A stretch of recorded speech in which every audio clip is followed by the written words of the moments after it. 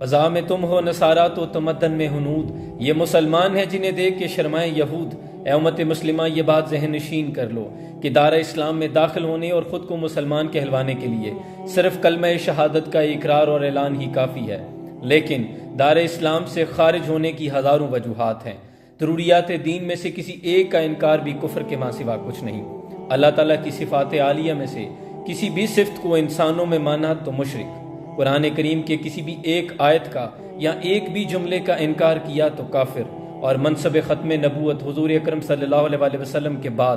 کسی بھی انسان کو کسی بھی حیثیت میں نبی مانا تو مرتد۔ اگر تو عیسائی 25 دسمبر کو اس بات کی سیلیبریشن کرتے ہیں کہ ان کے نبی کی ولادت ہوئی، تو آئینی اور اقلیتی طور پر ان کا یہ حق بنتا ہے کہ ان کی خوشیوں میں ہم ان کے ساتھ شانہ بشانہ کھڑے ہو جائیں، کیونکہ حضرت عیسیٰ علیہ السلام ہمارے لیے بھی اللہ کے برگزیدہ نبی ہیں۔ لیکن اگر اس سیلیبریشن کے پیچھے عقیدہ اور نظریہ یہ ہے کہ معاذ اللہ ثم معاذ اللہ نے بیٹا جنا، تو پھر قرآن میں اللہ فرماتا ہے کہ جتنا بڑا جھوٹ تم اللہ پر باندھتے ہو،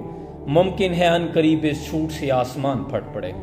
اور قل ہو اللہ احد، کہہ دیجئے کہ اللہ یکتا ہے، اللہ الصمد، اللہ بے نیاز ہے، لم یلد ولم یولد، نہ تو وہ کسی سے جنا اور نہ اس نے کسی کو جنا، نہ تو وہ کسی کی اولاد ہے اور نہ کوئی اس کی اولاد ہے۔ لہٰذا یہ بڑے بڑے جبے اور دستاریں پہنے سیلیبریشن کرنے والوں کے ایمان کا فیصلہ اب قرآن پہ چھوڑتے ہیں۔ اقبال نے کہا تھا کہ بت شکن اٹھ گئے باقی جو رہے بت گر ہیں، تھا ابراہیم پدر اور پسر آزر ہیں، بادہ یا شام نئے بادہ نیا خم بھی نئے، ہر میں کعبہ نیا بت بھی نئے تم بھی نئے، ہر کوئی مست میں ذوق تن آسانی ہے، تم مسلمان ہو یہ انداز مسلمانی ہے،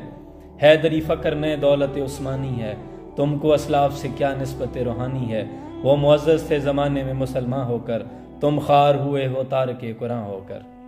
سلام پہنچے۔